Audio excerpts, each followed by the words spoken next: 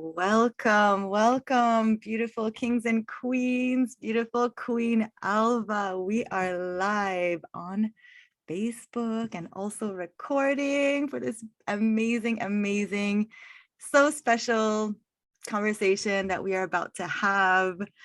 Oh, this is really a treat, everybody. Whoever is tuning in, you are in for a really beautiful treat. And I am so excited. I have known Queen Alva for the last couple of years, and I have been so inspired by her journey, so touched by her survival story.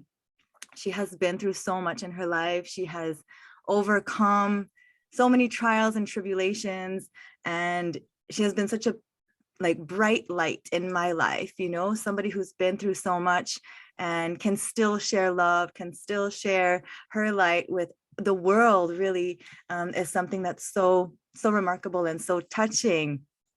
So she has, yes, we met in some health groups. We met, as we were fasting together and digging deep into our soul and overcoming our addictions together. And we really connected on that level of like, hey, I see you working hard. I see you working hard, and we've been helping each other. And Alva has just been such an inspiration to not only me, but many people. She also has a group on Facebook, A Healthy Groove, where she supports people in their transformation. She's a single mom. She has been hustling and bustling her whole life, caring for her children with love and compassion in her heart, and overcoming many health issues as well. So she'll tell us a little bit more about her journey, how she, went through these challenging times. And we'll talk also about your spiritual strength, the spiritual aspect of your journey and how important that has been, to have God in your heart, to have Jesus, and to pray and surrender and keep surrendering to the journey and to the process. And earlier we were talking about the fact that your journey, you said that your journey wasn't linear. So I really would love to touch on that as well, because a lot of people think that, when we heal, we just heal, and we just go up and there's no ups and downs, and like it's so normal. You're also a philanthropist. You have some big dreams that were born from your biggest pains, right? Your biggest wounds, and now you're transforming them into beautiful dreams for the world. So all of this we're going to talk about, and then some, we'll just flow with the conversation. But it is such a great honor to have you here, Queen Alva. Thank you for saying yes to the invitation. Thank you for coming and sharing from your heart and so vulnerably with us today. I love that you said, my pleasure. Thank you for having me. I love that you said the invitation, because as you and I have talked, I'm really in this place where I'm looking back over my life. I'm in my crone stage, just about, or have entered it. I'm 57 years young, about to be 58 years young. And I really see everything as an invitation. Those things that pinch us, those things that challenge us, those things that pain us, and we could even go to say wound us. They are invitations from life to open, to grow, to expand. They aren't happening to us, they're happening for us. My teacher, Byron Katie, I remember the very first time I saw her in person, I believe it was 2005, and I was in Arizona. And she said, she was quoting Einstein, the greatest question a human can ever answer is your universe friendly or kind? And he says a little bit differently, but it's still the same thing. And it was the first time I'd ever heard that. And I was sitting on like the second or third row. And I remember thinking, up until that point, and I was in my 40s, I was thinking that like everything had happened to me, right? Like my parents divorced, and we had to move. There wasn't a lot of money. I'd been sick off and on as a child. I was home alone by myself a lot while my mom was keeping a roof over my head. We didn't have the greatest relationship, things like that. I really felt like a victim of life. And, but it was, the victim thing was kind of inconsistent with my nature, but I'll go back to that in a minute. But anyway, so I decided in that moment, I've spent 42 years, I think, about thinking that life was happening to me and being a victim. What if I spend the next 42 years believing life is happening for me? What would my life be like? What would it be like if I lived in a friendly universe? And so for me, I'm a person who likes to ask questions a lot, ask myself questions. It helps me remember whatever I'm practicing. It helps me stay on target, even though I take detours. And so I started asking myself, oh, I live in a friendly universe. What is the friendly outcome here? What is a friendly perspective here? What kindness is happening here for me?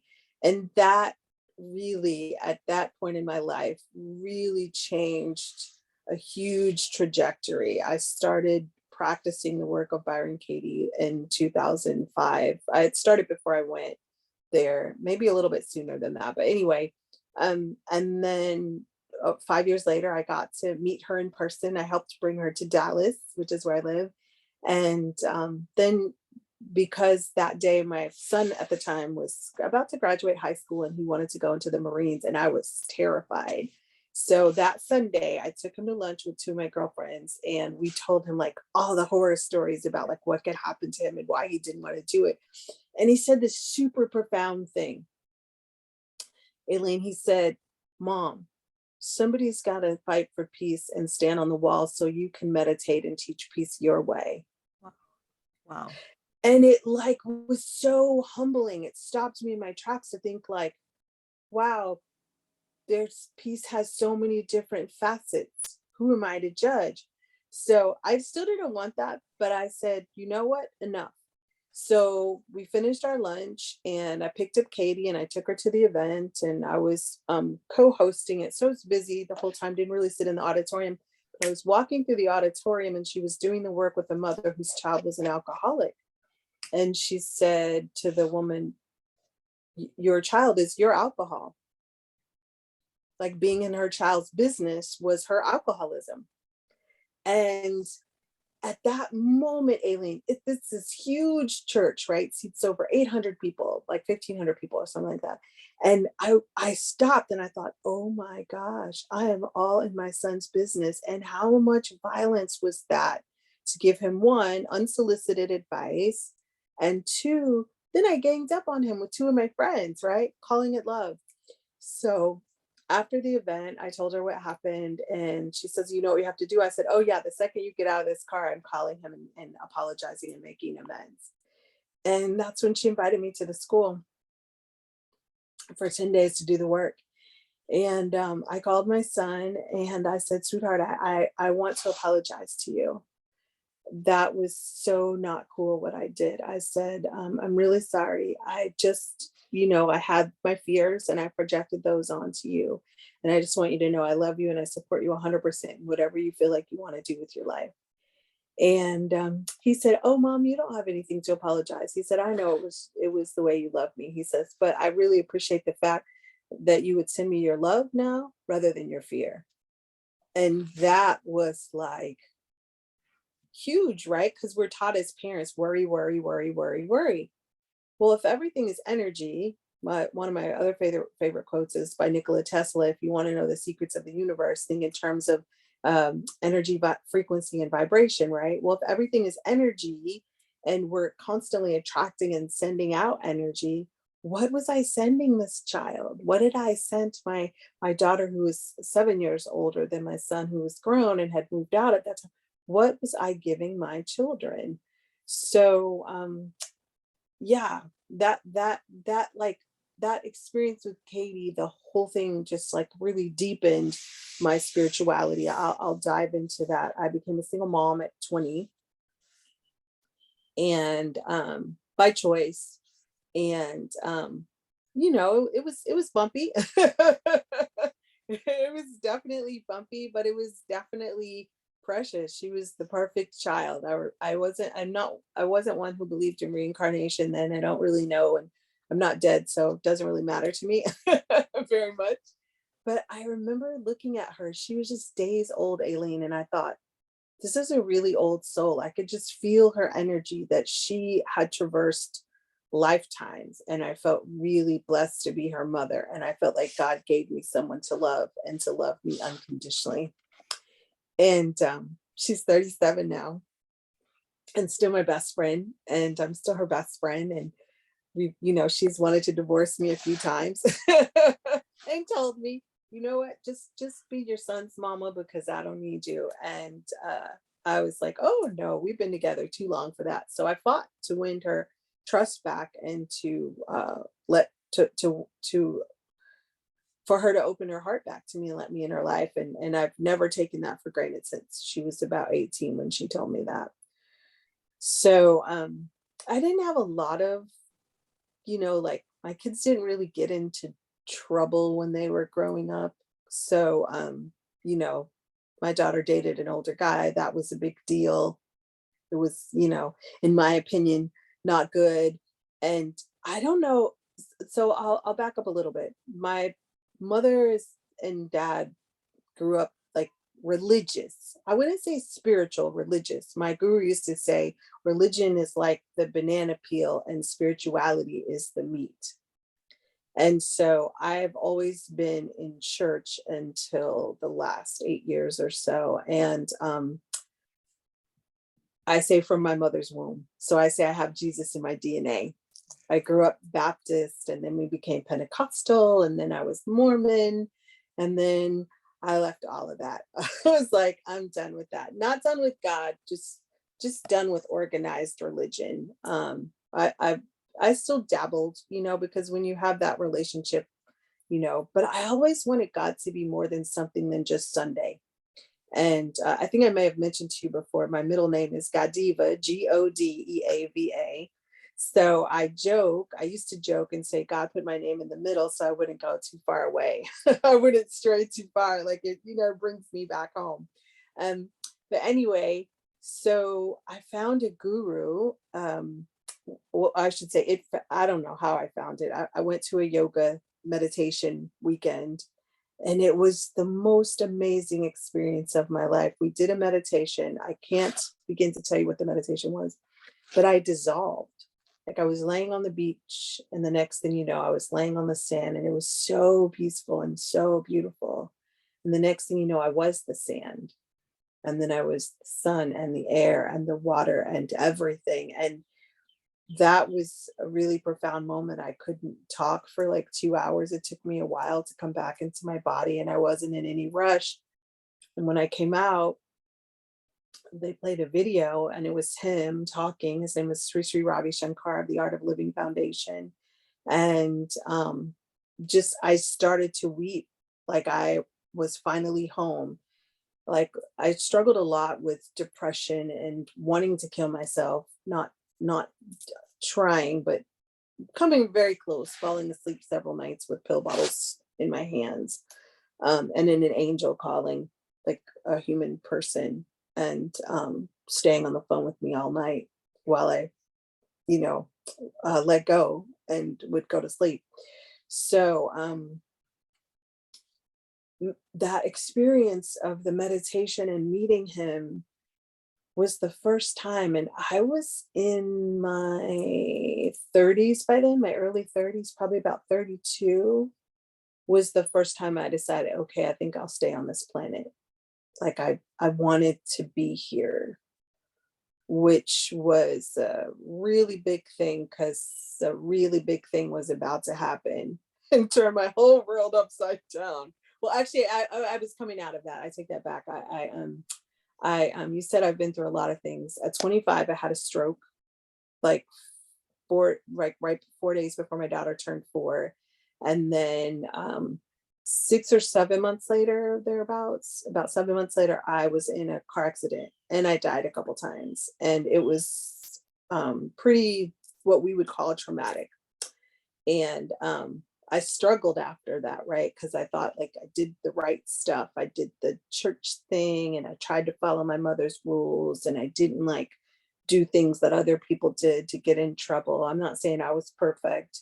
But I kept trying to do what we call the right thing, right? And it just seemed like nothing just ever worked, right? And I just thought, why the H am I here? Like none of this is working. You know what I mean? Like I couldn't, I could only be so happy, which is so strange because I really am optimistic and happy and joyful automatically, not just as a baby, but you know what I mean? Like that's kind of where I live more than I don't. But that dip into the dark, like that constant dipping into the dark, just was hard. So I started dabbling into drugs when I was about 20 with cocaine. I liked that because it kept you up, right? And I started alcohol pretty young, probably around 15, um, socially, right? And then I started cigarettes when I was 12. So fast forward, been smoking since I was 12, drinking, since I was 15. Didn't last very long with the cocaine in the beginning. And that like kept me thin and kept me peppy and kept me going, right? And then I've got a baby. Okay, well, no cocaine with the baby. That's not cool. And I managed not to be an alcoholic until after the accident. Like I really just the high between the prescription drugs and the alcohol was that was good stuff. I'm not saying it was good for the body, but as y'all can tell, you can probably hear a theme, not like recognizing that the body is a temple or whatever.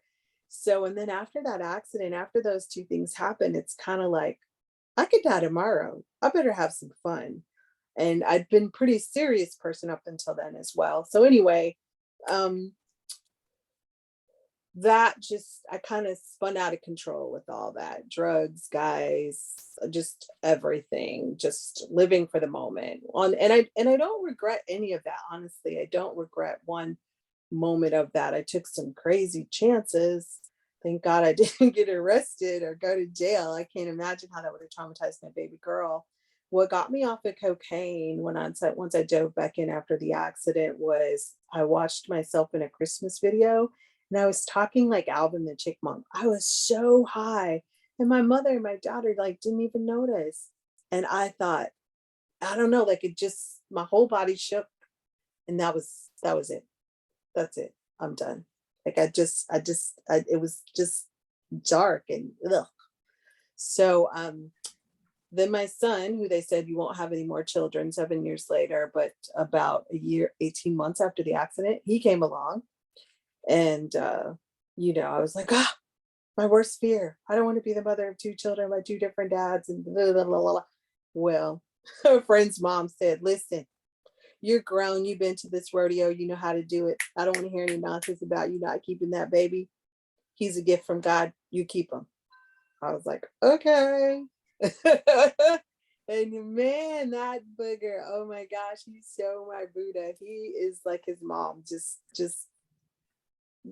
it's like trying to hold on to a tiger's tail, raising him. And but we had a beautiful life. We've traveled overseas. I still had some more body stuff, fell out of a chair backwards and things like that. But the way I was taught is you just keep going, you just keep going, you just keep going, you just keep going, you just keep going. And you don't have a right to be angry, and you don't have a right to be sad. And what the heck is depression? And I believe in mental health. I saw therapists off and on throughout. And thank God for those therapists, because I'm sure that's why I'm still here on the planet. And I still will see a therapist if I need to, and I'll do hypnotherapy if I need to. It's interesting. I was born in 64. I didn't know anything about hippies, but I've been told I'm a hippie and actually like it because it means I have permission to try whatever modality is available to me to make me a better person. You know what I mean? And which would make me an African American woman who, one, being Mormon was weird to my family, right? Because that's seen as typically a white religion back then when I did it. Then to follow a guru from India who's like English is barely like, and then sit and go meditate and chant and wear beads and like bindis and all of that. But it's been a wild journey, and it's been a beautiful journey. And I'll bring us current. I'll skip some stuff to this past week. As you know, I woke up a week ago Monday and went to work, which I work from home.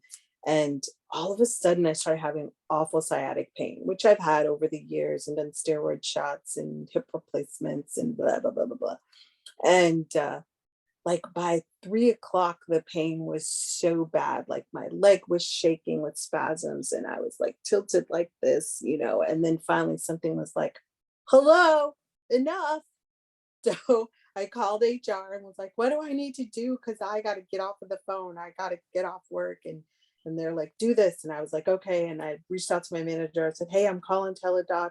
I got to go.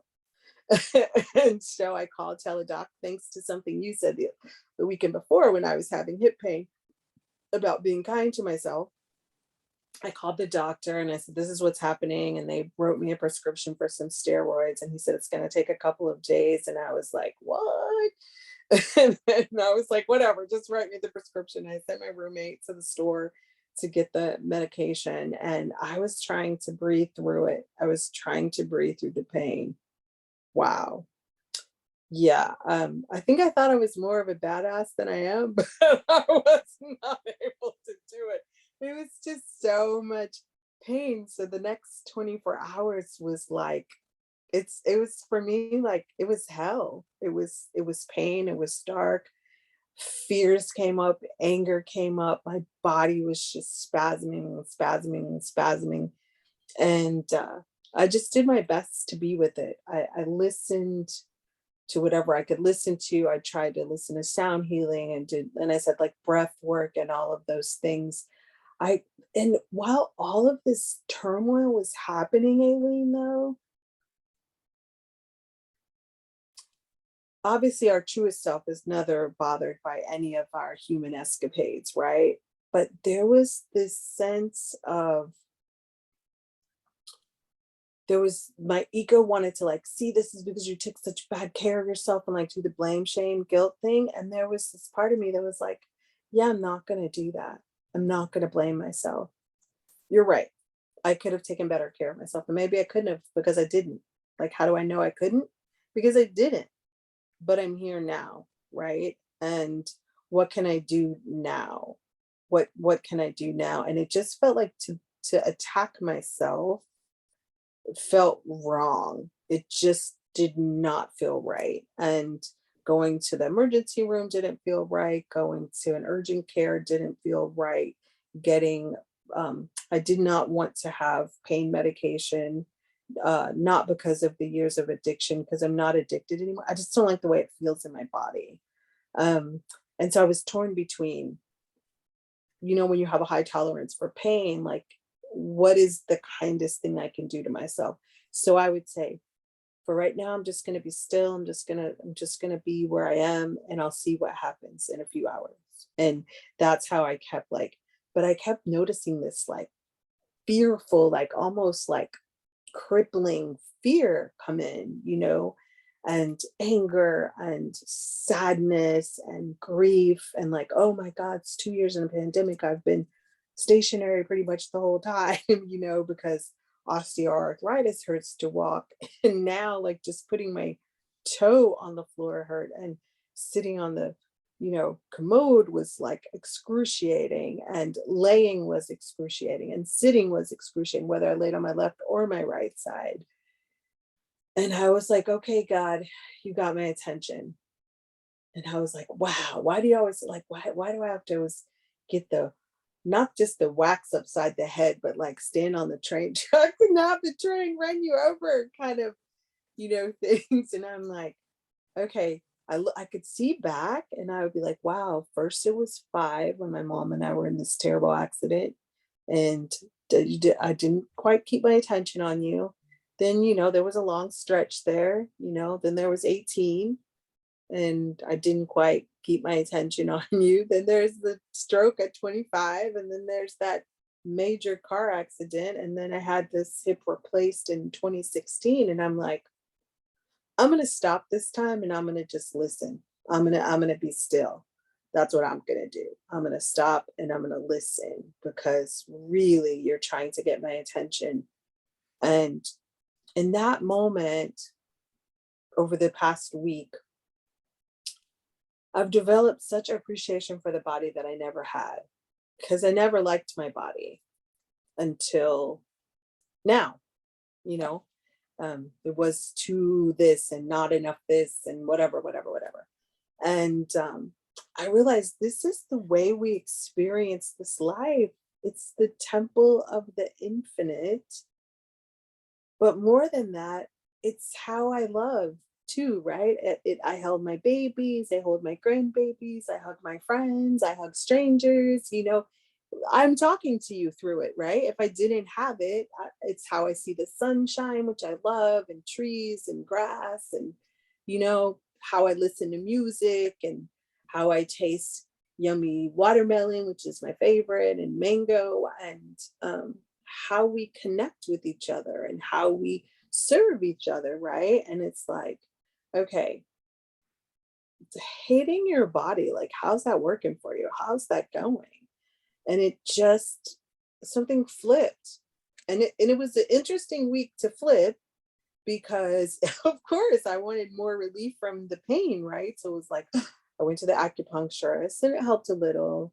And you know, it was painful. And then by Saturday I went to the acupuncturist and the chiropractor, and that was painful. But some point of that day, I had about 12 hours of relief. I had like between waking hours and sleeping hours.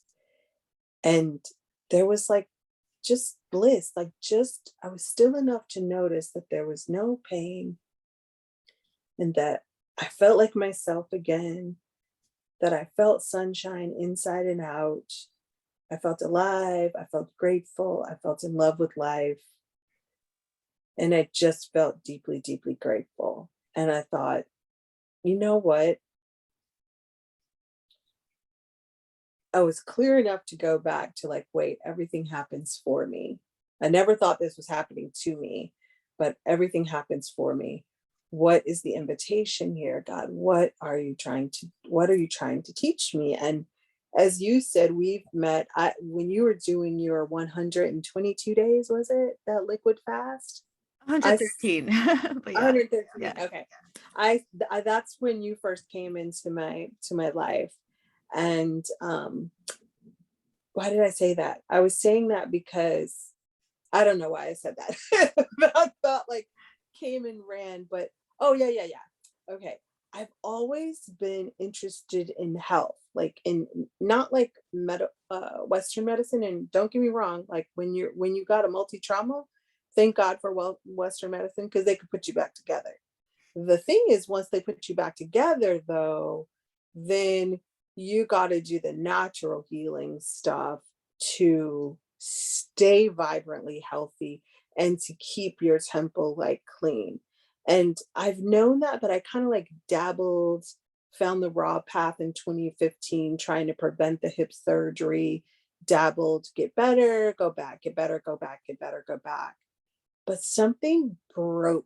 Like I would say that this past week was a breakdown and a breakthrough. And ironically, I spent 6 days or 5 days, 4 days, something like that, watching Tony Robbins break through 2022. And the breakthrough was, you this is a gift. Life is sacred. And we have a finite amount of time on the planet. How do I want to spend it? And I want to be as vibrantly healthy as possible, which I think is is infinite. Like I don't even know how vibrantly healthy I can be, but I know I can be vibrantly healthy. And I know that that can grow every day. And I also want to show other people like myself that have been to hell and back over and over and over again. At some point, you can say, hell, you know, that's cool. Been there, got a t shirt about it, burned it, I'm done. Right? Like, we're not here to live in struggle. Things are going to happen, but we don't have to keep choosing to struggle. And I didn't realize how much I was choosing to struggle. I didn't realize that I was abusing my body. I wasn't consciously abusing my body. I didn't realize the importance of taking care of the body temple, and two, taking care of your mind, and three, taking care of your heart. And not necessarily in that order. They're like, you know, cyclical, but I do now. Like, it's not here, it's not in my head knowledge, it's embodied knowledge now. And so I'm here today because I want to tell people, if your path isn't linear, if you look online and you see someone else and they're doing it like 113 days and you can't even do 3, guess what? Get in your own business. Katie says there's 3 types of business: God's, yours, and mine. Stay in your business because you need all your energy for your business, and cheer that person on because they are your angel showing you what's possible if that is what your soul and spirit are calling you to do. Right. And so that's why bright lights show up in each other's lives, to light our way in the darkness, to show us what's possible, but not for us to use as a battering ram to beat ourselves up and, believe in the lie. And I hadn't thought about this a moment before it's about to come out my mouth, but it's the God's honest truth. I'm actually glad that my path has been a bit of a shit show. It's been a big shit show at times. Mine too. I just want to say I'm with you. Yeah, because Not linear.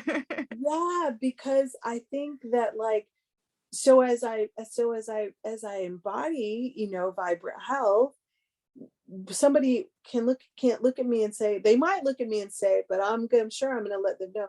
No, you can't say, oh, it was easy for her. Doing the right thing, not easy, not easy. Very hardly ever. Really wasn't ever easy. And I don't mean like right and wrong, the right thing for me, what works for me. That's what I mean when I say right. And it is, even as last night, right? The day before, I ate cherries and drank watermelon juice, not together, because I try not to mix stuff, and felt great. And then the next day, I don't know, I ate a salad, or it was from the Krishna temple. It was the warm cooked vegan food that was prayed over and loved over, and it was great. And my body was like, no, thank you. And I was like, okay, sorry. And then yesterday I was like, okay, I'm gonna no food Monday with John DePass. And I struggled so hard last night. I mean, I was on my DoorDash app, I was on the Uber Eats app, and I would fill stuff in the cart. And I was like, really? You can't just go one day? You can't go one day? What is so bothering you? What are you so frustrated for? So, one last thing, and then I'll let you talk. I replaced during this week, I replaced alcohol and drugs and cigarettes and um, dating and shopping with food. I remember in my 40s, in my early 40s, I bought my first house and was scared to death. I'd just gotten fired and or laid off, they call it, whatever. I call it fired. Um, um, and I remember eating a box of Cheez-Its and thinking, oh, hugging the box, thinking Cheez-Its are my friends. And jalapeno potato chips are my friends. Like, food is my friend. It was my comfort. And, in our culture, food is everything. They serve food for your birthday and food for your wedding and food for your funeral and food for, if you're sad, your grandma makes you food, or she takes you, makes you ice cream and pie and, all that stuff. And so there's all these years of squashing feelings and trauma with food. Either in my case, I used to swing between gorging myself and then starving myself, gorging myself and then starving myself. Like, I'm still trying to learn, like, oh, I think my stomach has had enough. But when it comes to cooked food, I don't have a shut off valve. Like, I got to clean my plate. Like, and that's like old programming or whatever. So yeah, so even as last night, and I was like, and I tried to guilt myself, right? You're going to do the interview with Aileen tomorrow. You can't order cooked. And I was like, I'm so stressed. I can't take, I was having the, pain and whatever. And I just thought, okay, let's calm it down. I've been using, since Thich Nhat Hanh passed, I've been breathing in, I calm my body, breathing out, I anchor in the present moment. And I'm learning to sit with that stuff, but that's very brand new to me, like baby brand new to me, to sit with I've been calling them cloud dragons, and my other word is the mind storm. I got that from Muji. Sit with it as best I can, or move my body, which is challenging, to move my body. But yeah, I've got a new mental equivalent. And last thing, there was a woman on Tony Robbins yesterday. I'm probably going to mess her name up, but I'll post it in the Kings and Queens of Raw. And she it's such an inspirational story. At 23, she wanted to be a triathlon person, like the best, right? And she came in dead last. For 8 years, she failed, so to speak. And then she didn't. And then she was the top person, the number one person for as long as she competed. And then she retired. And then she started rescuing horses. She has an amazing, amazing, amazing story. And then in November 2019, she was married to the woman of her dreams. She was living the life of her dreams and all this stuff. In 2019, I have chills while I'm talking about it. She was diagnosed with some rare kind of cancer that they basically, I think they gave her something like 10 days to live. I've never even heard of that before, but they gave her 10 days to live. And she was just like, she went home and she's like, that is not my story. You don't get to decide for me. And I'm sure her path, wasn't easy just based on but that she shared. But 2 years later, she's cancer free. And she was dancing yesterday and just so happy to be alive. And it just was because yesterday was a painful day physically. And it was just the peace I needed. If she could get up and, like the different treatments she had and move her body, then I can move my body. Even if it's just pushing my walker around the room to a song for 4 minutes. You know what I mean? You start where you are, right? You do what you can. On the days when I can go outside if that's easier. But I don't. She was like, some days my walk was just to the couch. And I was like, oh, thank you, God. I felt like just the right inspiration showed up at the right moment to be like, because the day before I'd gone outside, I walked to the trash can, which is probably not a big deal to some people, but that trash can feels like it's miles away to me, and I was like, okay, I'm gonna go outside. Yesterday, I'm gonna go outside, and my body was like, no, we're not. And I was like, yes, I am. No, we're not. Yes, I am. And then she's like, oh, I was like, oh, I can do that. So I got my walker and I got the music and I went around the room a few times and I went to the kitchen and I did some stuff in the kitchen and I got up off the walker and I stood up and I was up and down and I thought, okay, it wasn't 15 minutes, that probably is a lot, but I did something. And so, Aileen, before this past week, you've been my friend now for a couple of years. That would never have been good enough. Never have been good enough, right? I would have been like, oh my God, blah, blah, blah, blah, blah. So I've just decided that's where this, unconditional love, the path to freedom is, right? Because we can heap all these conditions on ourselves. And basically, we're killing ourselves.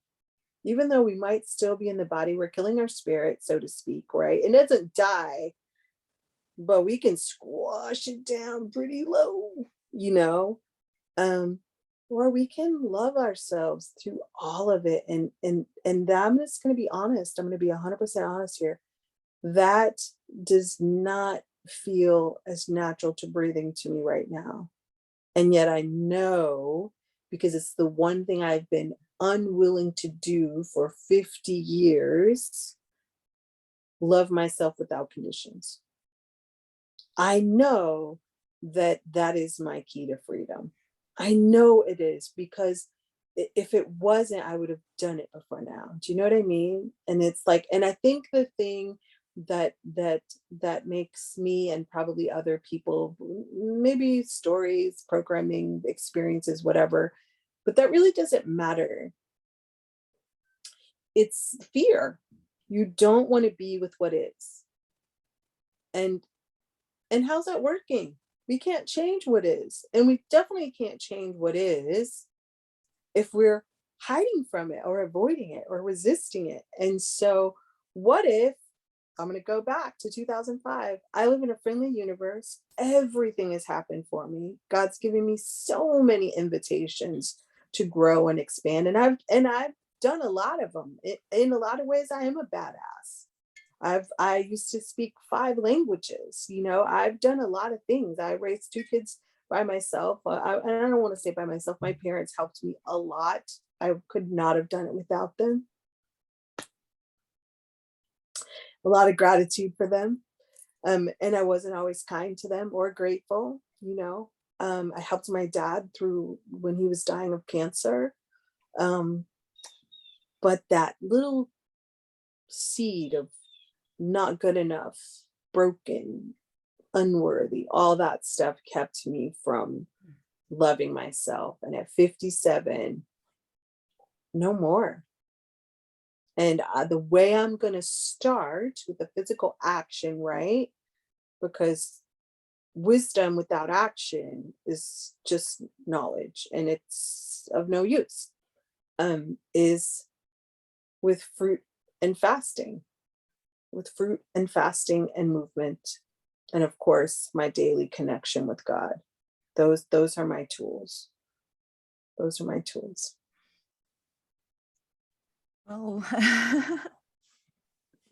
thank you for sharing all of that. That was so beautiful and really touching. I really appreciate that you opened up about such, sensitive topics in your life, and you're able to be so vulnerable. And I think that is where the healing is at. Everything you said, I'm just like, oh my gosh, I gotta mention this. And everything you were saying was just golden nuggets after golden nuggets of pure wisdom. And everybody can relate to what you're talking about. That's what's so amazing about you, your journey, and why it's good that you're sharing right here, right now, when you're still in the pain. It's not like, oh, look at me in 5 years, because often we see these people that have, overcome, and they're on this like, other side of it. And it's kind of hard sometimes to relate to them. Whereas when we are in our process, in our journey, where is the hardest time to share, that is the most powerful time to share, and for others and for yourself. I really feel like there's a lot of unconditional love coming through right now. There's a lot of, energetic shifts that are happening in you by being here and by being so honest, raw, real, and using your journey to maybe help somebody save their life. You know what I mean? Like, that's what it's all Yeah. about. Somebody's look at you, look at, oh, she's doing it, just like how you looked at that woman and you said, if she's doing it, then I can do it. Now somebody's looking to you and going, if she's doing it, then I can do it. And that's the hope that we share by coming out of, our shame, our guilt, our, all those self-limiting beliefs, like being here for you and for me. That's unconditional love. I go through the same things. People think I got it all together now. I'm like, I am far from all together, but I still show up. I still show up, and the process is not linear. I don't know anybody for whom it has been linear.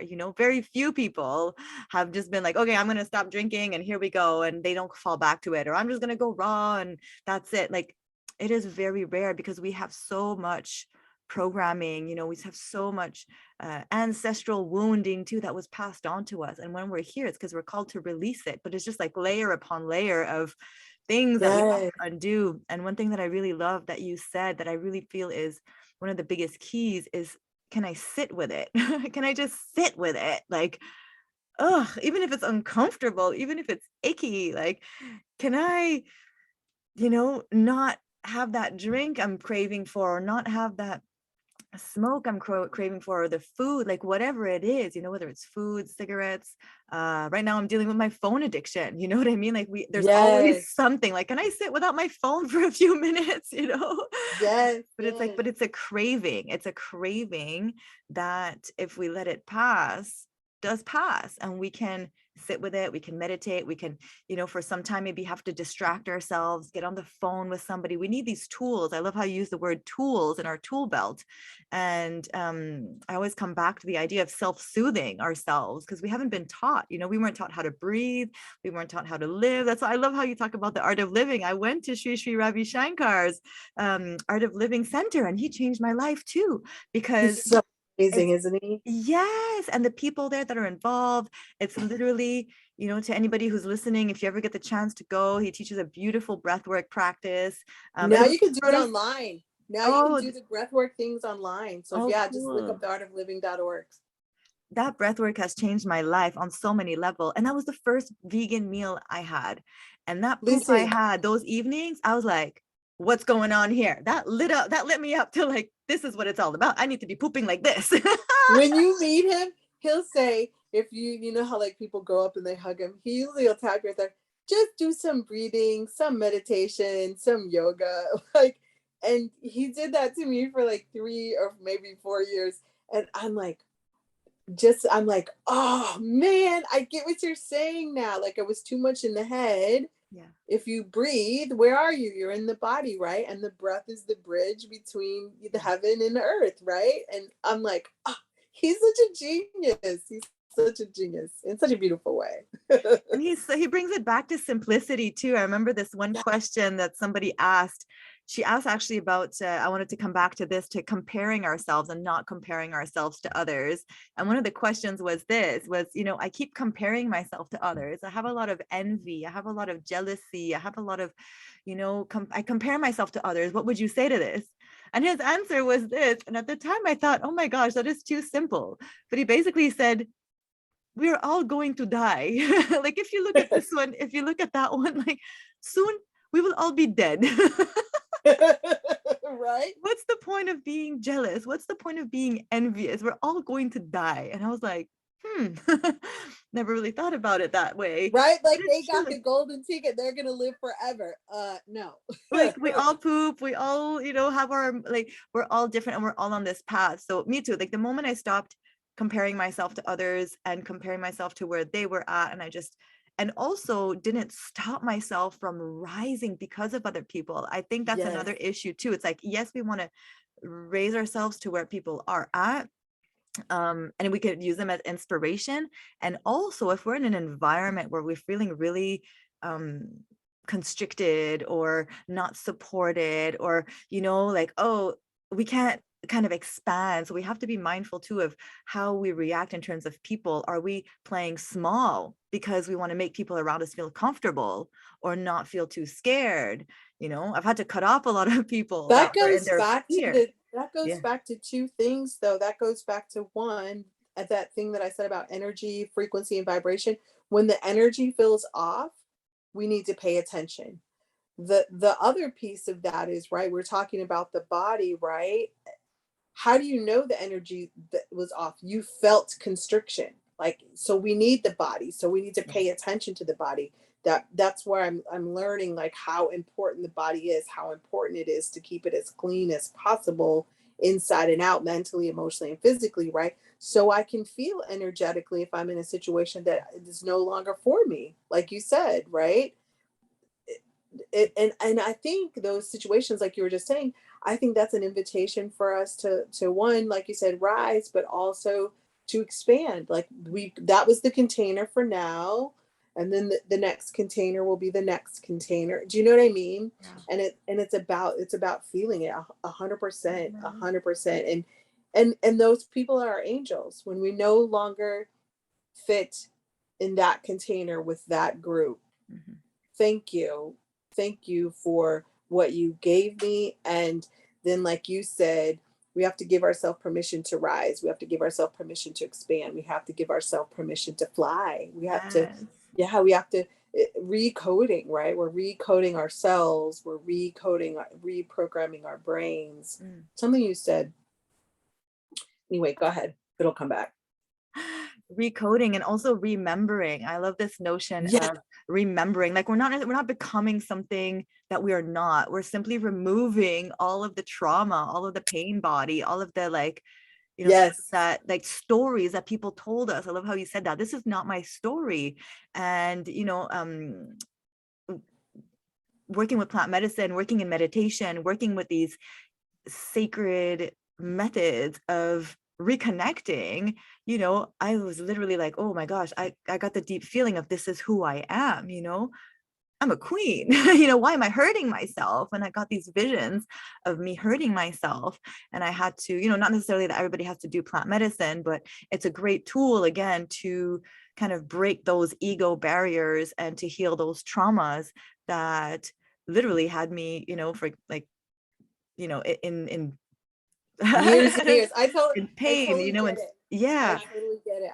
I can relate to that, and I can relate to I'm grateful for my first experience with Sri Sri's meditation, because I've tried plant medicines and I have deep respect for them, and I will probably try some again. Right now, my favorite one is cacao right now, um, there was something you said about like showing you our true nature. The breath has the power to do that Yes. too. The breath and meditation, Yes.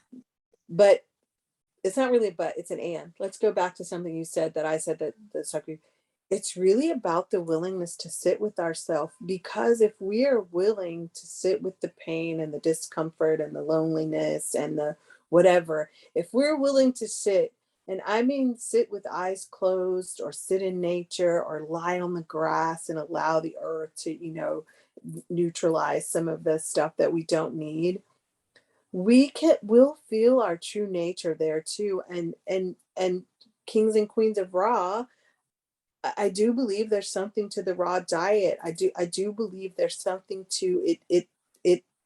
It helps to unclog the system, right? So we can, like you said, feel more of our true nature. That's the key. Like I think that's a key, and it's a big, big, big, big key. Is you said something that I love, removing the clutter, if you will, Yeah. removing the hurt, the trauma, the stories, removing the wounds. Like you said, we're not learning anything. One of my favorite books is A Course in Miracles. And in the introduction, it says, "You're not here to learn anything. We're not trying to teach you anything. The goal of the course is to just help you to remove the obstacles to the awareness of love's presence. We are the presence of love made manifest in human form. And so, whatever tool we use, there's so many, and sometimes we can get addicted to tools and Yes. techniques, right? At least, I'll only speak for myself. Sometimes I can be. So I'm really working to simplify, I think Tony Robbins says something about complexity is the enemy of change, because we can make things too complicated, right? And so that's for me right now. It's really about sitting with myself. It's really about cleaning my physical temple, clearing my mental emotional temple. And as I said to you a few times, I heard from a young man named Londrell. Love him, love this brother. His meditations, his books, his poetry, is everything.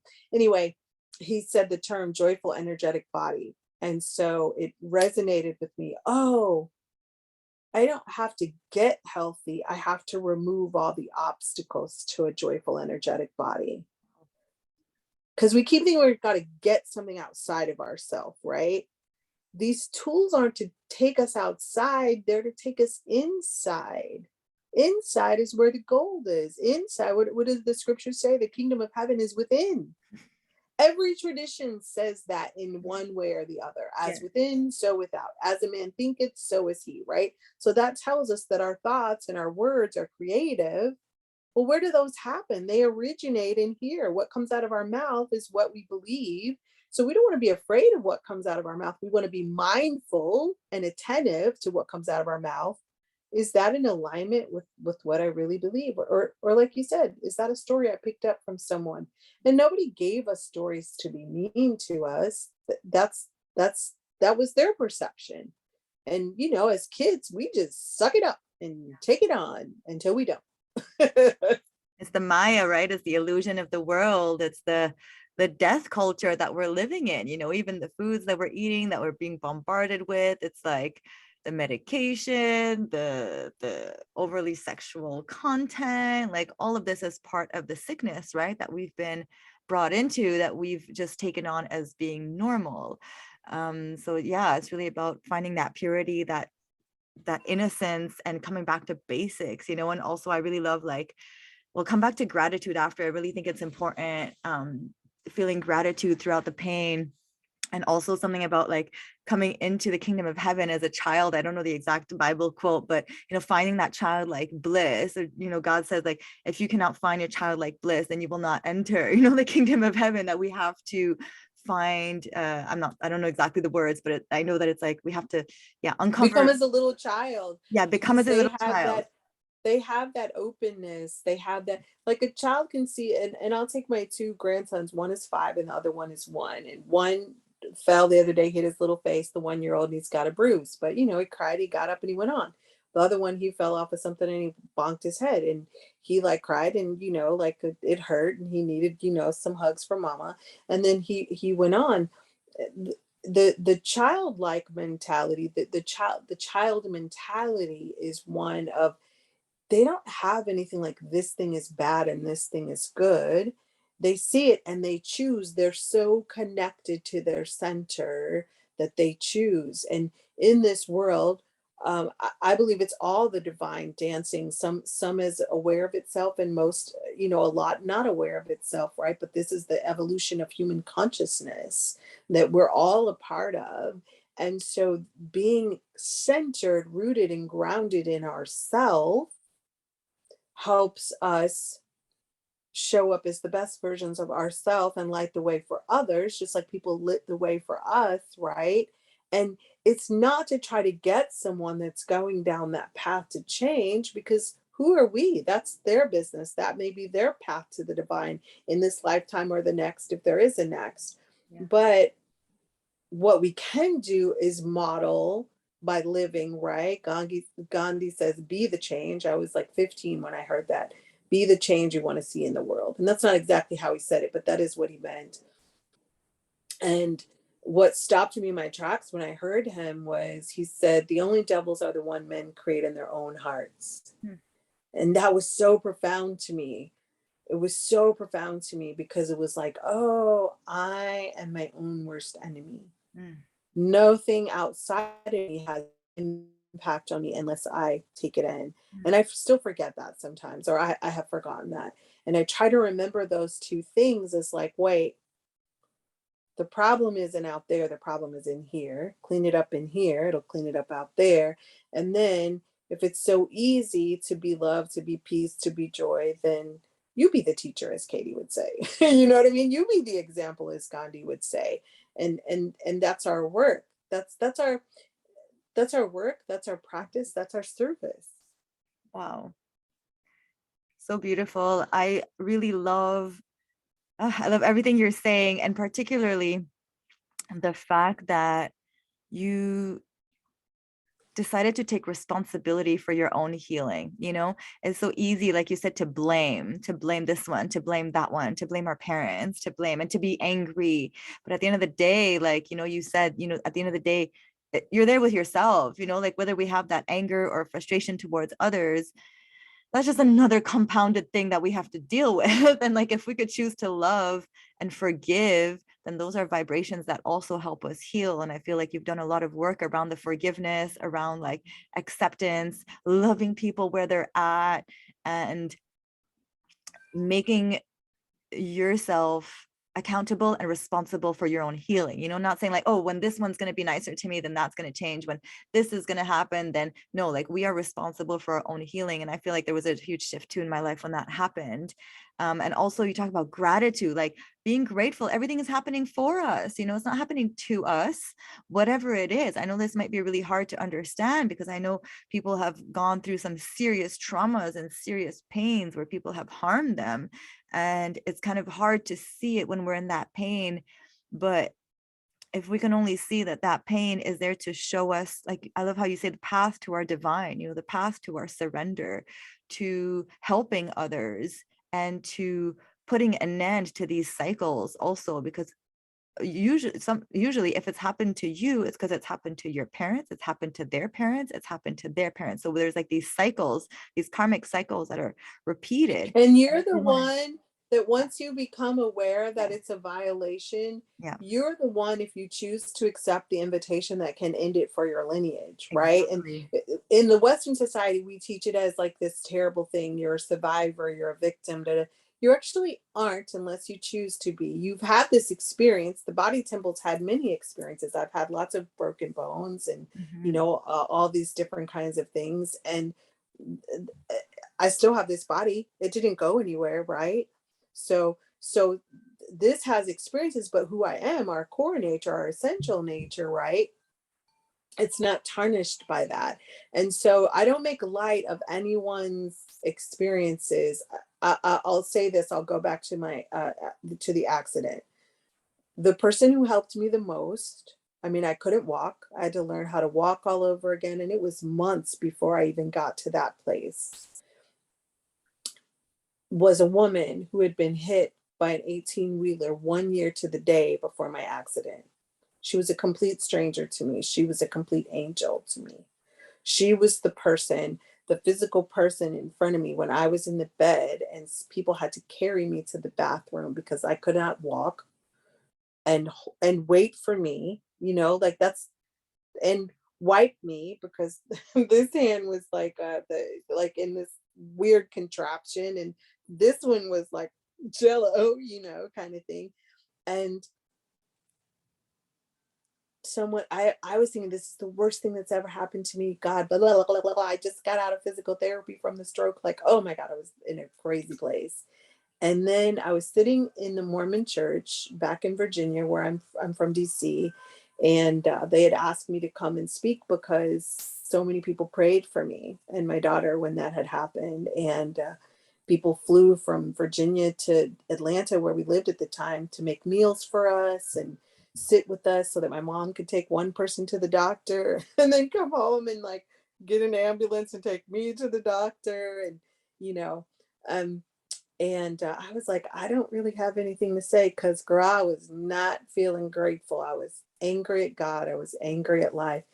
And in the Mormon church, they don't have a minister. It's regular people. It's a little child and a teenager and a young person and an adult that speak on Sundays. And there's a topic, right?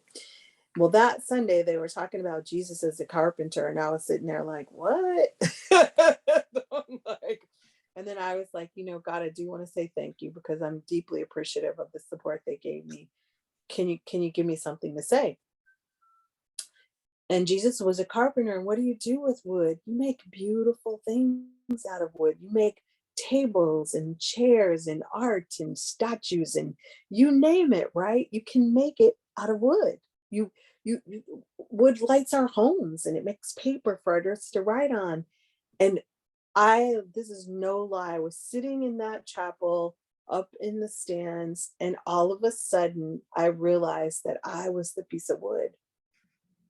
And the accident was a carving. It was carving me. So that's what I shared. And I said, I don't know what God's going to make of me, at this point, but I do realize that that's what's happening. So instead of being my anger, and I was angry for 18 months or more, that anger was gone in that moment when I realized that this is what was happening to me. So if it's abuse, physical, mental, emotional, whatever that thing is, you don't have to believe in God. You can call it your higher power, the universe, whatever. Like, life doesn't care. I call it life. I call it. I call it everything. It's got more than 100 names in most cultures. You know what I mean? Whatever that thing is, but it's always operating for us if we let it. And you said two things. I'll pivot to the gratitude in 1 second. Will Smith says this thing: your peace, your happiness, your responsibility. And the first time I heard him say that, people were like, what? People do terrible things. He said, I'm not saying they don't. And I'm not excusing them. But what I'm saying is your peace, your happiness, 100% your responsibility. That struck me because, like you said, I can make up lots of stories about things that have happened to me, right? Instead of things happen for me. But the reality is, only I can sacrifice and give away my peace, my power, my happiness, my joy. Like, we do that. Mm. We do that because there's traffic. We do that because somebody's late. We do that because somebody looks at us wrong. We do that because somebody says that person is just talking. They're having their own experience. As Eleanor Roosevelt says, nobody can make me feel inferior without my permission, right? And so I added to that for today: my peace, my happiness, my health, 100% my responsibility, not my doctors. And I don't even have a doctor, but you know what I mean? It's not their job. It's my job.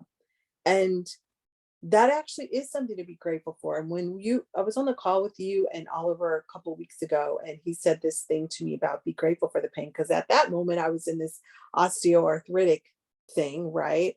Um, and it was very painful. And I was afraid I was losing the ability to walk.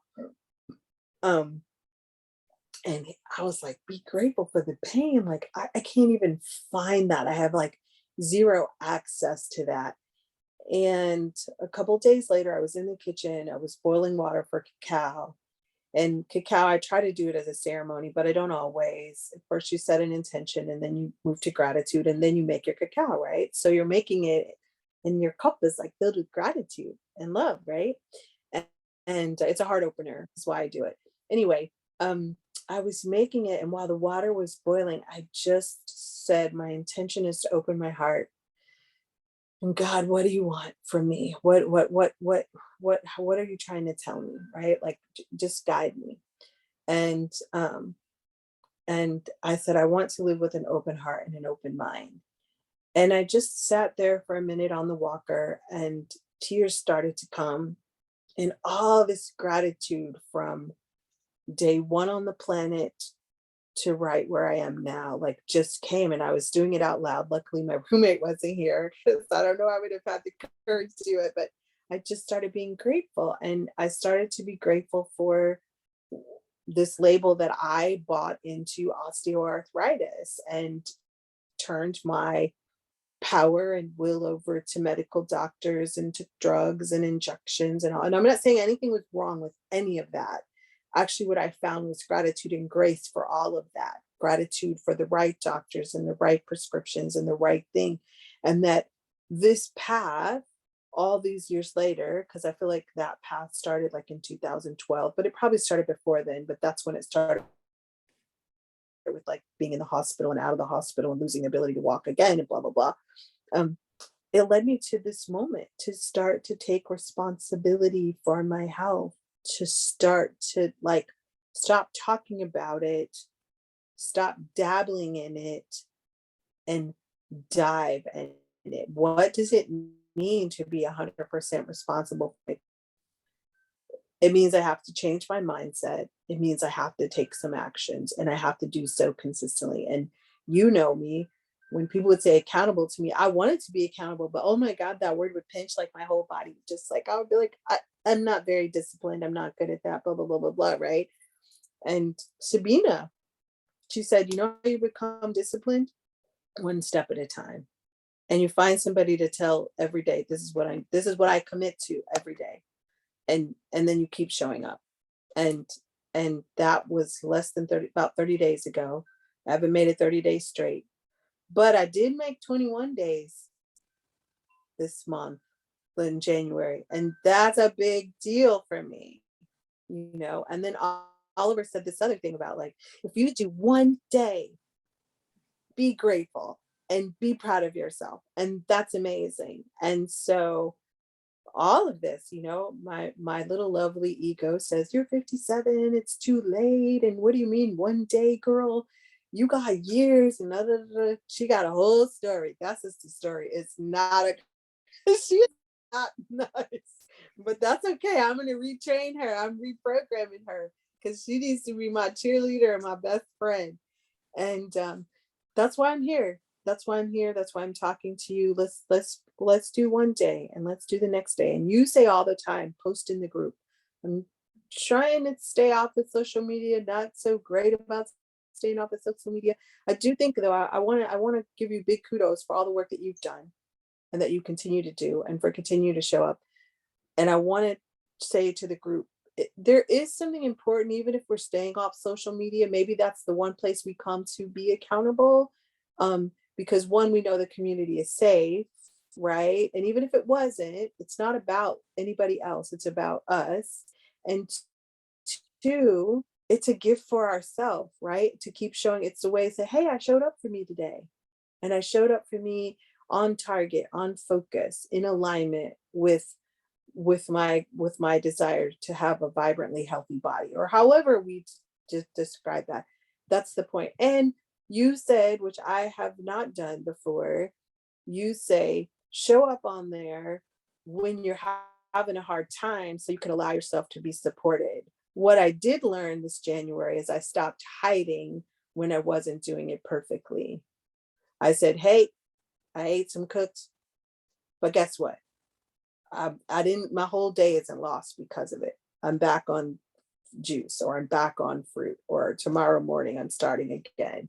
And it, once you drop blame, shame, and guilt, it felt amazing.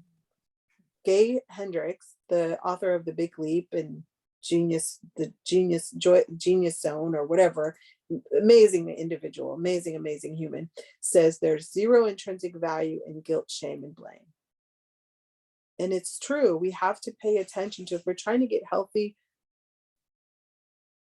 what am I thinking? What am I doing with my energy? Right? If I'm depleting it, that's not helping. And so we can't just do it in a vacuum. Maybe some people can. Maybe there's a lot of people that can, but I am not one who can. I grow best in community. Yeah. Well, thank you so much. Thank you for mentioning our beautiful group, and for recognizing the work that I'm doing. And I recognize the work that you're doing too. This is the work right here. And I really love how you said about being accountable. We could all have our own way of being accountable. Maybe it's just calling one friend, maybe it is coming in the group. Maybe it's having that sponsor. What I really find really valuable in like the AA, communities, is that we have a sponsor. We have like our go-to person. So I think it's really important, whether you come, into the group, or you want to share in there. Maybe some people don't want to be so public, but also that's also a story, that we might tell ourselves. Oh, I don't want everybody to know my business.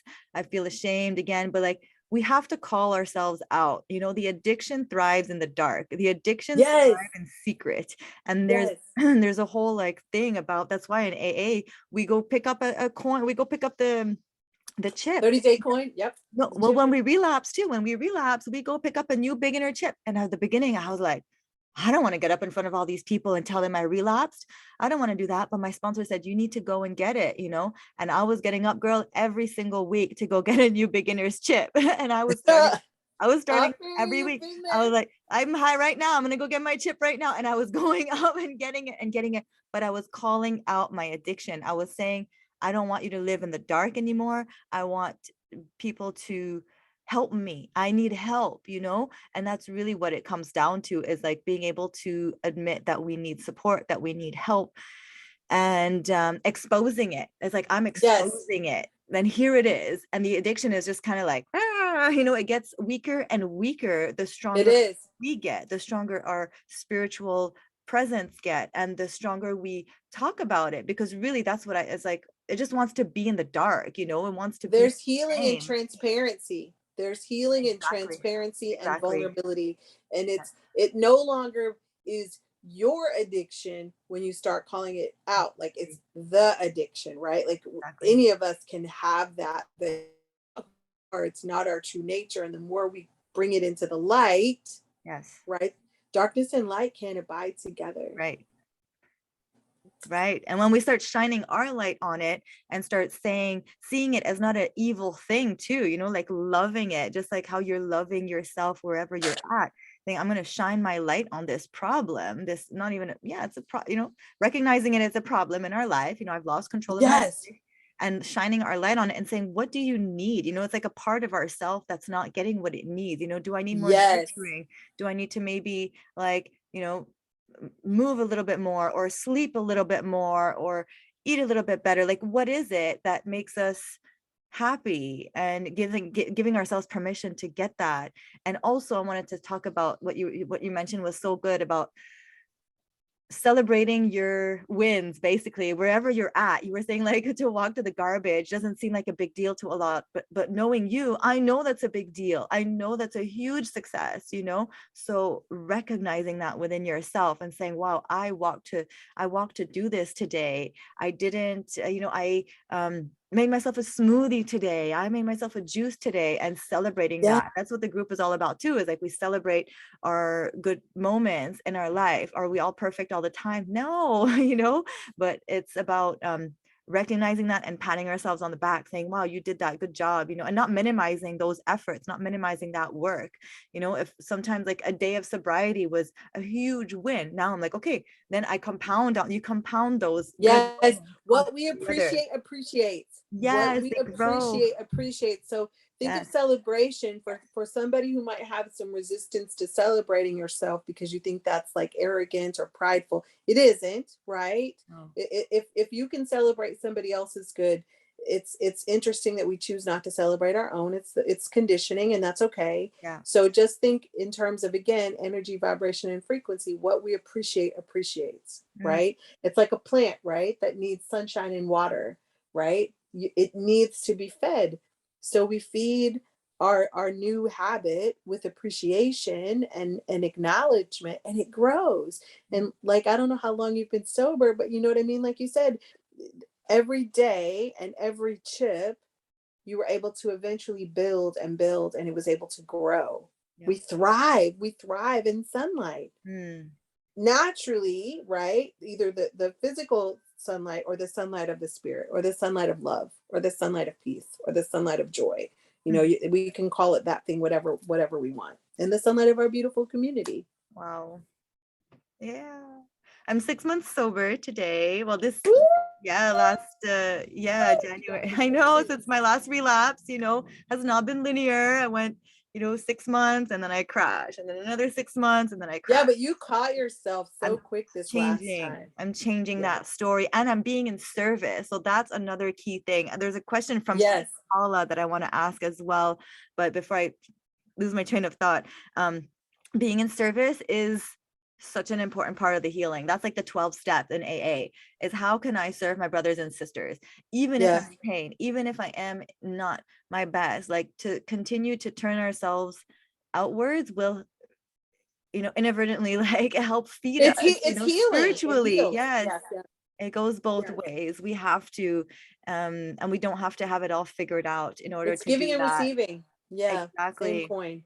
So Same being in coin. service, writing a book, you know, doing a blog, doing that thing that I've always wanted to do, interviews. I've always loved it, but I was like, oh, am I so interesting? How can I do this? I don't know how to do Zoom. I've never done Zoom. I don't even know how to work a computer. Literally, I had so many limitations around doing this, and look at what's happening. You know, I it's know. my way. It's amazing It's how fast it fully, all came together for you. I yeah. love seeing. I remember you saying, "Girl, I don't know what I'm doing." I was like, "You'll figure it out." And thank goodness there's YouTube. Figure it out. I know YouTube was a big thing for me, and I know a lot of people are feeling that too, that they have a message to share, that they want to come out and be public, but they don't know As how my to teachers get say, just started. Just start. start. Just Just start. start. Start Just start. somewhere. My videos, some of them are like terrible. I don't care. Like, just start somewhere. And You do I post know, one a week? No, I don't. Oh, I'm supposed to post every week. Do it your way. Do it however you feel comfortable. Do it when you feel inspired. You don't have to do it anybody else's way, even for and business. do it on the days Do you it don't your feel way. inspired, right? Do it when you don't.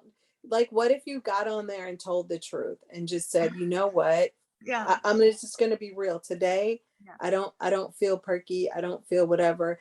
And if you're feeling that way, I want you to know you're not alone. Yes. Because right now a lot of people feel alone. Yes. And if they always see someone on YouTube that's smiling and happy and perky, that makes you feel more alone, Mm. instead of saying, or I love how you just shared you didn't know how to do any of that stuff, because people tend to judge their insides by someone else's outsides, right? And the reality is, a lot of people that we admire that have written books that have inspired us, they didn't know what the heck they were doing when they first did it. And you know what I mean? It was so lovely the other day to hear this guy. I don't remember his name, but he's the lady who created Spanx, her husband. Okay. um he was a rapper. He's like this little Jewish dude, and he was like, it didn't go very well, and he tried sales and all this stuff, and then when he decided that didn't work, he decided he wanted to create a concierge airplane business. He didn't know anything about that, didn't have any money to do it with either, and it's like a $5 billion business. Wow. And so, what the beauty of the example was, of like, if you have a desire, he knew that he wanted to offer people some kind of awesome service. And his first client, he got them in a coffee house. He went to the coffee house and bought all the muffins that morning because there was a conference in town that he was trying to get into to try to get a client, and he didn't have a ticket. He flew 16 hours to get there.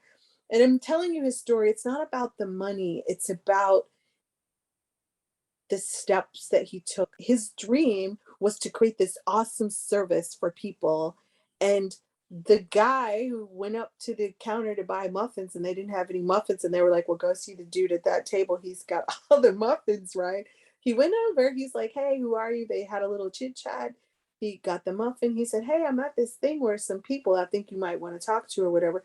That guy booked his first flight with him. He was his first client, his only client for a while. When things weren't always well with the business, he stayed with him because he over delivered, and then it grew from there. And so I just say that to say there's no dream too small. There's no dream too big. We just have to start. We just have to. Is it Emerson or is it? I think it's I'll look for the quote later, but it's that thing about like move in the direction of your dreams and then you will be met with uncommon favor. I have chills just saying that, Love but we that. have to at least do it. And like you said, our greatest, Gene Houston in The Mythic Life says, our greatest wound can be the world's greatest treasure, or it can just be our wound. And so that thing that we're embarrassed about that we don't want to show, which is why I'm here. I've been really embarrassed up until this past week about my journey, about like how it's been 5 years or 6 years and it's still so, topsy-turvy or whatever. But that call with you and Oliver changed that for me. The second I realized that I trapped myself in a prison of trying to do a linear journey, I was freed. Wow. And then just before that, in December, I started a messenger group with a few friends to do a fruit feast, and nobody really in there was into fruit like me, and nobody really even posts in there. And my ego was like, maybe I should stop doing it. No, do it. You did it to hold yourself accountable. No, don't do it. I'm still doing it. And every time I say, I was like, hey, is anybody getting any value? I'm just trying to decide whether to keep going. They didn't say anything in the group, but somebody messengered me. She says, I love your post. Please don't stop. And I was like, God, I think like I'm trying to narrow my focus and my energy. And it was like, you created that group to hold yourself accountable. Keep holding yourself accountable in that group. It's not about them, it's about you.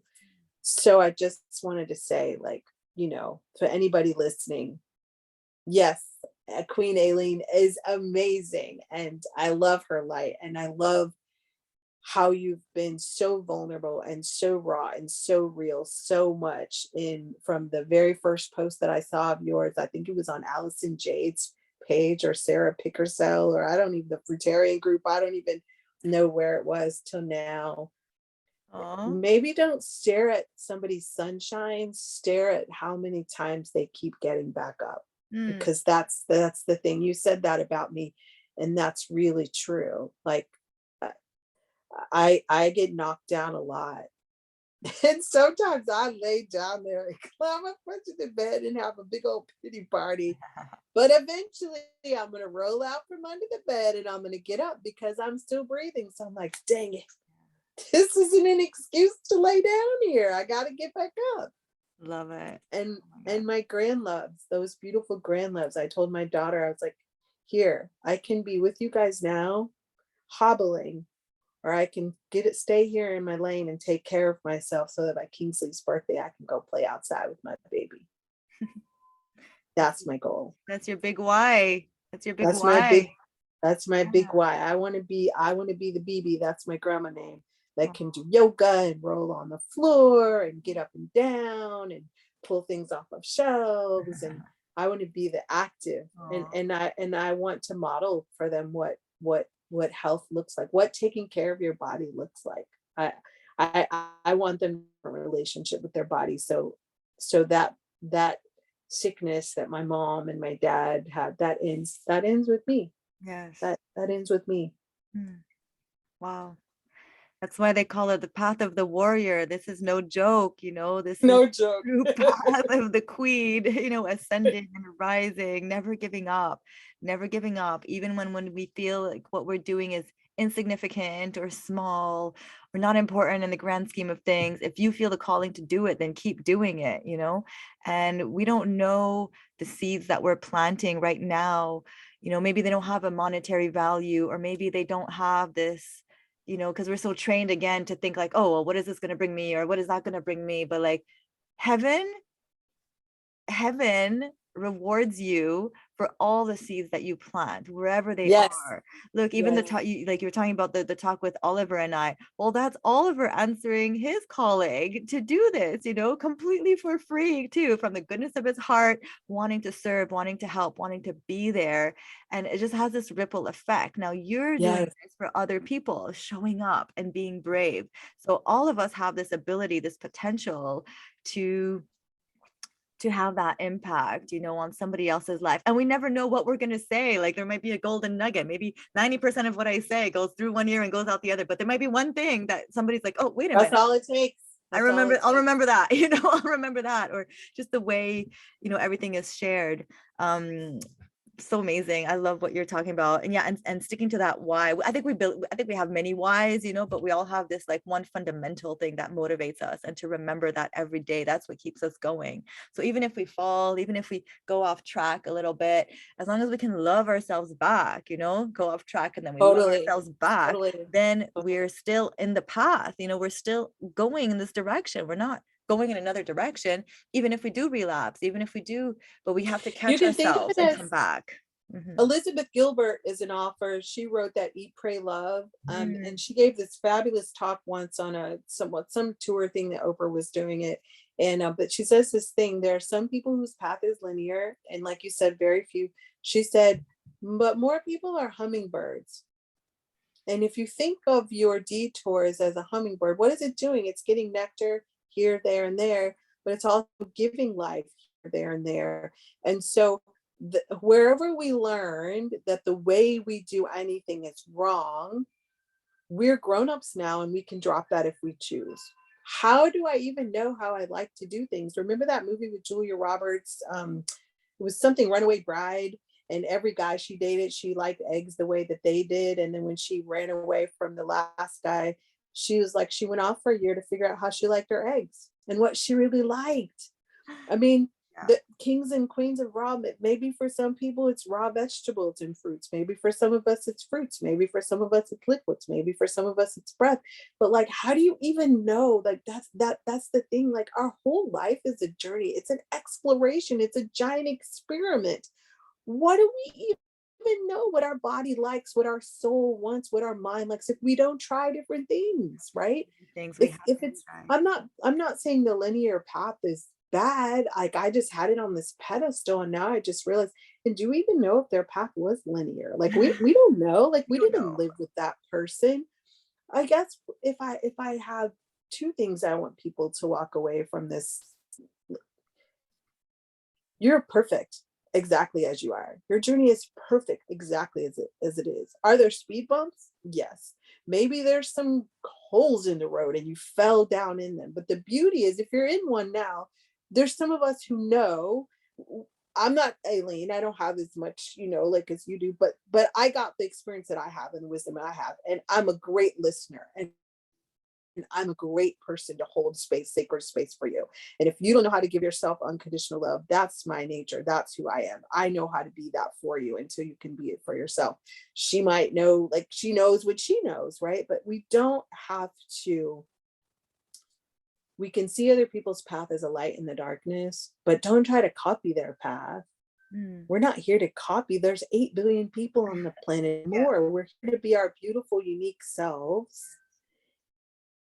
And I'm going to parrot Oliver, like, find some peace and some gratitude and some joy right where you are. Mm. Even if it's like 10 seconds, maybe it's the sunshine or maybe it's a song. The more we do things to raise our energy, the more access we have to whatever the next intuitive step is. And as Aileen said so beautifully, and she's probably been telling me for like over a year. So thank you for being so tenacious and persistent and for loving me so beautifully. It finally got me to open my mouth. I mean, I've been paying coaches and hypnotherapists and all kinds of stuff for other things, you know what I mean? They were like, just start making videos on YouTube. And I was like, I can't, I can't, I can't, I can't, I can't. And all the while, like something burning in my stomach, like, open your mouth, right? And we tried to do this a couple times, but I said yes to this when I was writhing in pain and I was committed to showing up. I'm not going to wait for it to look perfect. And I don't actually need it to look perfect anymore because I know I'm not the only person out here. Just like Aileen knew she wasn't the only person out here. We're here for each other. We let it. But you know, there's a saying when I went to Unity Church, I used to go to Unity Church for a while. God can only do for you what God can do through you. Mm. And God can't do anything for us. Life, love, whatever can't do it if our fists are boiled and our mind is closed and our heart is closed and we stay hidden in the closet and we don't show up. Mm. Just show up for yourself. That's the ultimate act of self-love. Show up for yourself. And if you can only do it for 1 minute, start with 1 minute, Yeah. right? There's power in 1 minute. 1 minute today, celebrate that. 1 minute the next day, maybe do 1 minute for 7 whole days. And then 1 minute grows to 2 minutes. Don't be afraid. You know, don't let the ego say, oh, you're too old. Somebody I just ran a marathon. He was 96 and it wasn't his first one. He started when he was 93. Wow. There's so many stories like that, right? There's always a story out there where life is showing you so much more is possible than you think, but we don't have access to it as when we close ourselves off. Hmm. Open yourself up to the possibilities and miracles Yes. come in. We have to And tell yourself surrender. a new story. Write yourself a new story. Maybe you have to Yes. write it at first. Maybe you have to write it and read it Yes. because I'm in the process of writing a new story and telling myself that new story and recording that new story. And Tony Robbins says not affirmations, but incantations. Mm. Mm. So you said Queen Paula had a question? Yes. I just want to say something. Yeah, I will ask. Okay, so we'll ask this, but also like you build courage and confidence from doing these things. Like, look how confident you're going to be after doing this. Like something that, sorry, Queen Paul, I'm going to come to it. There's always like something though. Okay, right now. But yeah, you build confidence when you do these steps and you take the action. Okay, so Queen Paula asks, how do you remain so positive and joyful and hopeful even while you're still in pain and struggling? Okay, so I have a lot of tools. But I don't have a tool belt. I have a tool silo because I've been at this a long time. Sometimes it's lighting a candle. I love incense, although my daughter just told me it's not great for the planet. So when I'm done with what I have, until there's something that's eco-friendly, I won't do that. I have a little tiny diffuser, something that was like probably $20. I put essential oils in there, sunlight in my window, things that like when I smell them, like smell is big for me. I love the smell of sandalwood. Um, I love the smell of rose, not necessarily roses, but I do love roses. Um, 3.99 flowers from Trader Joe's, you know, like just your favorite tea, your favorite juice, your favorite fruit. Can I be present with those things? I can find joy like sitting on a bench and just watching people. I love watching people. I love getting on someone's page and seeing, you know, like something they did. And so when you get in that energy, then it raises you up. So am I going to tell you like, I mean, there was nights that I was pleading and I was pleading like, please, my leg was like, the spasms, you know, were so tight. Standing sometimes is painful, like where I would get nauseous, things like that. But that's only like a moment. Even if it's hours, it's not 24 hours. And if it's 24 hours, I've been on the planet 57 years. it hasn't been all 57 years. You know what I mean? And I'll go back to where we started, the quote from Thich Nhat Hanh. Breathing in, I calm my body. Breathing out, I anchor in the present moment. The present moment is precious, even if my body doesn't change the way that I want it to. Even if, worst case scenario, I'm on the walker or in a wheelchair for the rest of my life, I'm still here. My mind is still active. I can still breathe and I don't need anything to help me breathe. I saw a man the other day, a story of a man the other day. He was in the bed for 7 years. He could not move. He was naked. He had an oxygen thing and a CPAP or whatever. I don't know how he saw Tony Robbins. I don't know like how that happened for him, but it is 2 years later. He's down 259 pounds. Has a fiance. He was lonely, alone. They went on a hike. He said he has some struggles, but you just got to keep moving. And so, who says you got to be happy and perky all the time? You know what I mean? Like, I read that book, The Happiness Advantage, and my brain is hardwired for joy. Like, I believe in numerology, and there's a lot of threes and sixes in my number, and three is joy. It's creativity, and I'm hardwired that way. You know, like, and one of my friends say Alva can take a shit and turn it into sunshine, not polish it, but turn it into sunshine, because I can always find the good. There's good in everything, the yin and the yang, right? I just have to search for it. And so you know, I'm a little bit of an archaeologist. I go on a hunt for it. Okay, where is it?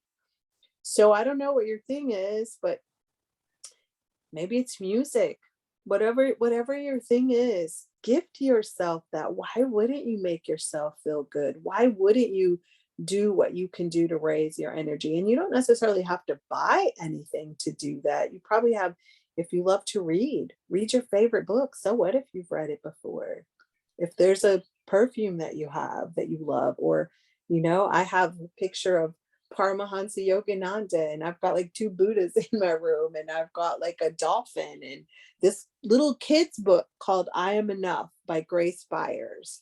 That I look at that first thing in the morning and last thing at night. I visually put things around me to remind me of who I am on those days that I forget. And when I'm working in the call center and it's a tough day, I got roll on lavender, and you name it, I got it. I got lavender hand lotion to like keep myself from falling into someone else's story and be able to be of service to them and not be a victim of this corporation or this whatever. Because all of those things, I don't think all of those things were built on greed. They were someone's idea to do a product for something, and somewhere they got off track. And that's not my business. If that doesn't work for us anymore, I'm not going to try to fix a broken system. I'm going to help us build a new system. But Ooh, it starts with me, amen. right? Yeah, We're here to it change starts with things me. with ourselves, yes, and not like, I love how you say like without forcing it, you know, like when you ground yourself, then you could be a better person for yourself and for others. So yeah, anything that helps us ground is really important. Every day having some kind of practice, and I really love how um on the talk with Jerome the other day, he was talking about using like the breath work on prescription. He was like, just use it on prescription, you know, the alternate nostril breathing, the box breathing. Our breath is our greatest I love tool. that box breathing. That Yes, box breathing, that 4-4-4 yes. is my friend. Last night when I was laying in bed and I was uncomfortable, when I was sitting, I just did 4-4-4. Like, it's so beautiful. And to go back to your practice, literally can be 1 minute. Don't fool yourself. It's not. I used to work at Starbucks, the 4:30 a.m. shift, and I would go outside on my little 10-minute break, which you don't really have 10 minutes, but you know, that's the story anyway. And I would go outside, and the last thing I would do before I would go in, I would hold my head up with my eyes closed and feel the sun on my face for 1 minute. And I promise you that would give me energy for the rest of my shift. And when my shift was off, I would go get some sunshine just for a couple of minutes, and that would change. And I got that from I think his name was Ken Blanchard, who wrote the 1 minute something, and he's got a whole series of them. but you can shift your energy in 1 minute or less. Hmm. And really, this is something I learned from Tony Robbins years and years and years ago. You can't be sad or depressed if you're holding your head up like that. Like, it is a physiologically, it's impossible. So if you don't do anything, I think Queen Paula, I saw that you weren't feeling well. If you can sit, or when you're on in the restroom, I won't be indelicate, just raise your head. That raises your energy for as long as you can. Just raise your head. And another thing I learned, if you're physically feeling well enough to, when you stand up, raise your arms. Hmm. If you call it a saluting the sun, whatever you want to do, raise your arms. And something I've learned new is I hug myself, like with this, where Oh. you like make a V out of your thing, your things, your elbows. you know, just little, find it, like, as King Oliver said, right? Experiment. And you said it, right? The experiment of you. Yeah. Like, let's be like little kids, right? Like little babies. Aren't they picking up rocks and leaves, and they're learning the world like through that? Let's be on a baby exploration of, ooh, what adds to my joy? What adds to my peace? What adds to my happiness? Is it this technique? Is it this technique? And then when you find one, stick with it for a while. Though that's one thing I would say as a former addict, because I could turn anything into an addiction. I'm just gonna be truthful here. Stick with it for a while. Stick with it for a month. 40 days, maybe even a year. I don't know, like, what resonates with your spirit, but stick with it long enough so that it adds value to your life, and then explore the next thing. Because sometimes we can, just like when we eat, right, we can put too many ingredients in something, and the stomach doesn't like it. It's the same thing. Wow. And self-care, everything that you've said is so true. And also, self-care is not selfish. It comes down to that. A lot of us have this programming that taking care of ourselves is selfish, and we shouldn't do that, and we should do this and take care of this one and that one. But like, there's nothing more important than taking care of ourselves, and that allows us to take care of others. That's So right, because self-care is self-love. yes. Self-care is we have not been taught that. So we are adulting. There's the old term of reparenting, Yeah. but I think adulting is about, again, the invitation to expand. Some people say evolve or die. Anand, he says evolve or die staying safe. And that doesn't just mean like at the end of our life, but I want to go back to what you said. It's a beautiful place to end, Aileen, is about self-care. Whatever our dreams and passions are, if we don't feel good mentally, emotionally, and physically, it's going to be really hard to live that dream. And that's what I finally got, right? If I want to be of service in a bigger way in the world, not because big is better, but just because I know that's what I came here to do, I need a healthy body to do it. And so self-care is the greatest gift I can give my family and my friends and the planet, right? A healthy person and a healthy mind, a healthy body. They don't all have to be healthy, but as one gets healthy, then the rest of them fall into line. That's the way life works. As we do that, we do change the world. Gandhi didn't try making the world be peaceful. He started being peaceful, and he changed a nation. Yeah. Martin Luther King changed a nation. Mhm. They continue their legacy 50, 60 years later, continue to change the world. So never doubt that what we do for ourselves has the impact on people that we don't even know about, people in the grocery store or at the gas station or online, wherever that is. So every person is a gift. We were all brought to the planet. My middle name happens to me, which was my first name. When my mom changed it, gift of God. Mm. Actually, every being on the planet, we came here as life's gift to itself, and then to be a gift to life by being our wonderful, unique selves. So let's go about the business of being gifts to life and Yeah. gifts to those we love. But first, we have to be sweet to ourselves. We have to be our own beloved. Absolutely. Yes. And then we can overflow, with that love and then be able to give. Before we close off, I do want to talk about a little bit what you were mentioning earlier about creating services for single moms. Yes, yes, yes. That's really beautiful. And Yeah. maybe someone who's listening wants to, connect with you and reach out or collaborate or anything like that.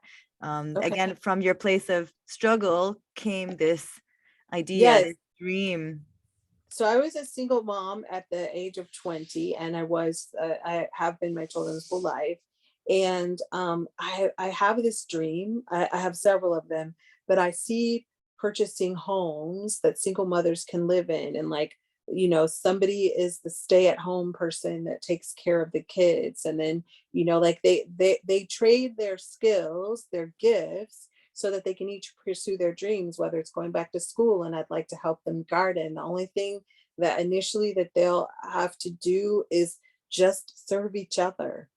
That's what I'd like. And then eventually I'd like to see I'd like to see larger communities where, like there's scholarships for if they want to go back to school. And the only thing I want from them is to pay it forward. And if they have a little bit of income when they have it, and it's not taking food or clothes or anything like that off of their back, they pour it back into that house that they came from or into the organization. So basically you're paying it forward for the next person.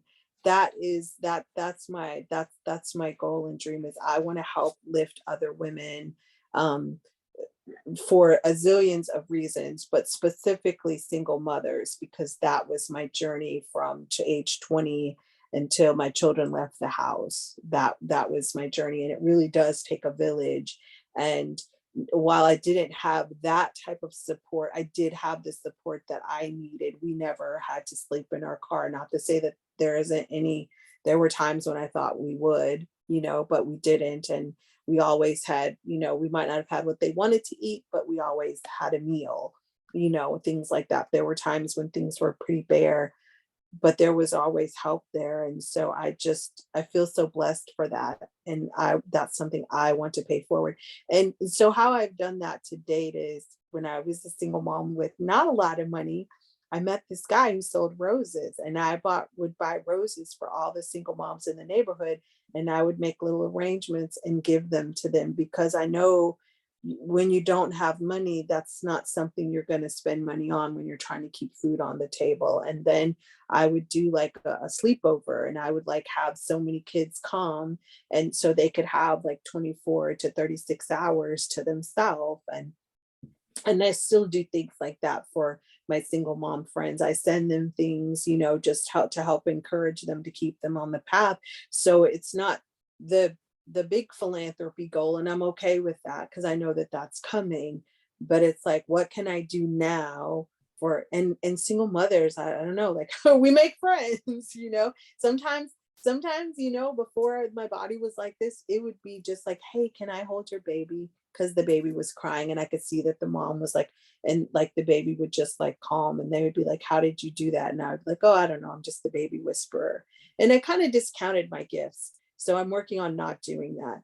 But again, to what you said about being of service, but like, yeah, if you're a single mom, that is the most courageous work on the planet. Being a parent, period, mother, dad. I'm not gonna, make it that. I can only speak to from my experience. It's amazing work. Uh, all the things I worried about, I would tell you, if your babies are young, don't worry so much. Aileen, I know you have a teenager. Just stop worrying. Give her your faith and your courage, and your shining example. Um, my daughter is 37 and my son is 30, and they're amazing humans. And I look at them, and yes, that is all them, but I can see my example. It contributed to the amazing humans they are. They were not happy when I started following a guru and burning incense and wearing stuff and chanting and doing meditation, or the work of Byron Katie or nonviolent communication or Eckhart Tolle. Or they thought I was weird and completely off of my rocker, and they didn't like it at all. And I'll close with this. Last year, Mother's Day, my son took me to brunch and or lunch, and he said, "Mom," he said, I know I've been really shitty to you a lot and really hard on you. And he was, and it was still perfect. He said, but you are an incredible human being. And when I'm ready to grow up and take responsibility for my shit, you're the person I want to show me how. He said, I don't know anybody who works on themselves harder than you do. He said, even when we turned on you and you were alone, you kept working on yourself. And he said, I just want you to know I love you for that. And the other thing he said is, you're the only person I know who loves me unconditionally. He said, now what I'd like for you to do is give you the love that you give us and go live the life of your dreams. So he said, this Mother's Day, which will be this May, he said, I want you to have traveled one place that you want to go live, because I talk about wanting to live at the ocean. He's like, and then I don't want you to wait for it to be perfect. I want you to make a decision and I want you to leave. And if you get there, you don't like it, 6 months later, come home. But it's time for you to go live your life. Mm. And so I say that because we look at our kids and we think, oh, they need to, and they need to, and they need to. They don't. We just need to be a container for them to grow into the amazing, incredible humans they are. And if you're lucky enough to live as long as I have, you'll see that how you did it is all perfect. The arguments, the tears, the not speaking, the whatever, it's all perfect. My daughter is raising my 2 grandbabies. They're doing conscious parenting, gentle parenting. There was no manual for that when I was raising them. And I did it to the best of my ability. And I couldn't ask for 2 more incredible people to be my lineage.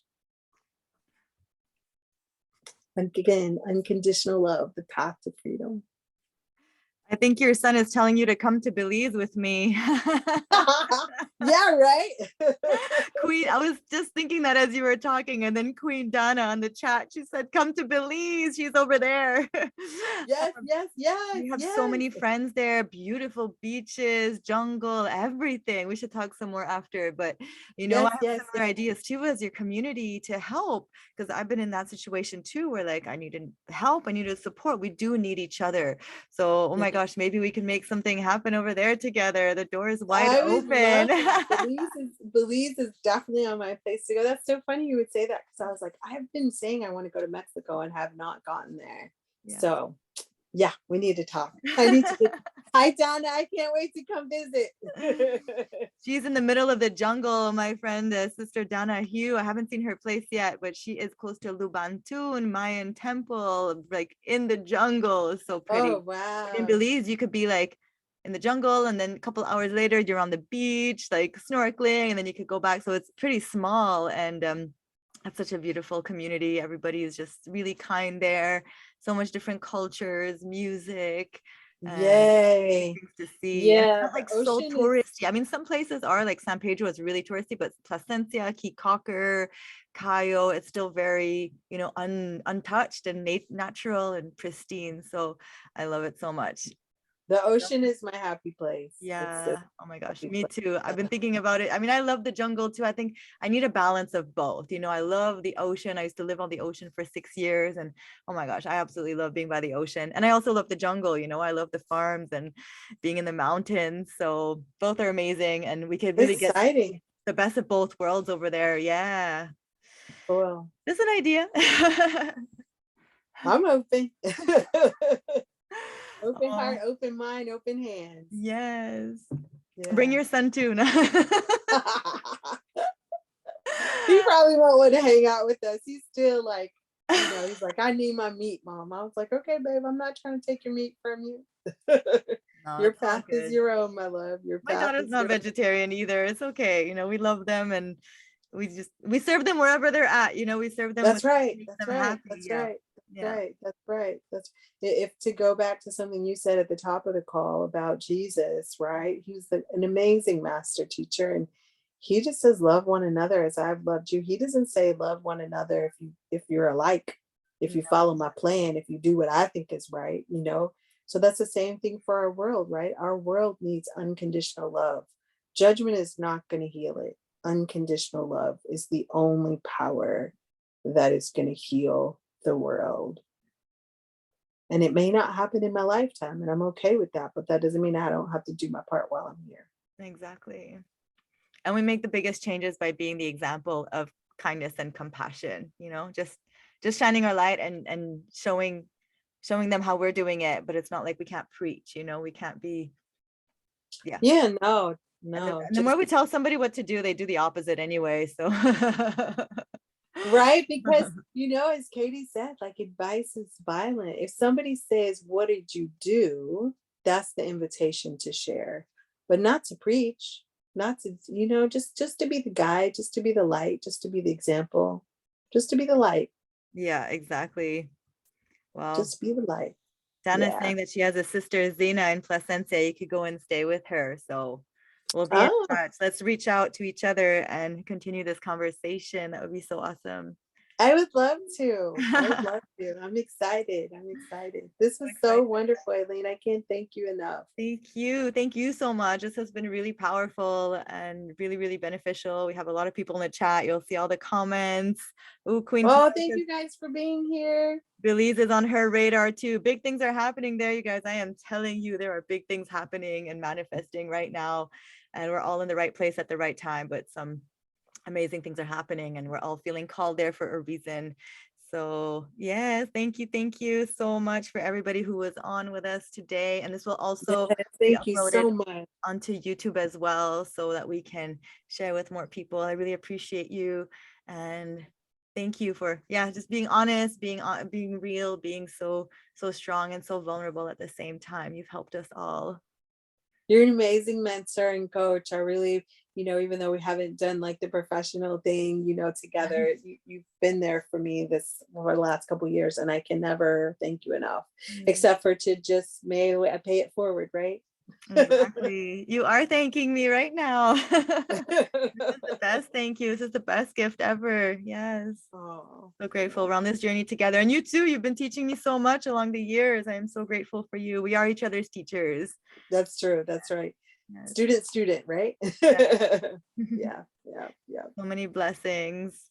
Yeah. Yes. All Blessings, right. blessings. Well, I hope we do this again soon. Yes. All right. Well, blessings, everyone. Have a beautiful day. So Thanks. much. We'll see you soon. Bye. Okay. Bye.